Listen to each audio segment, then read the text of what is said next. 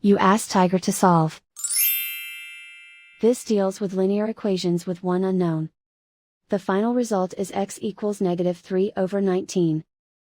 Let's solve it step by step. Simplify the expression. Simplify the arithmetic.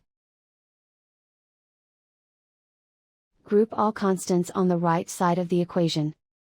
Subtract 3 from both sides. Simplify the arithmetic.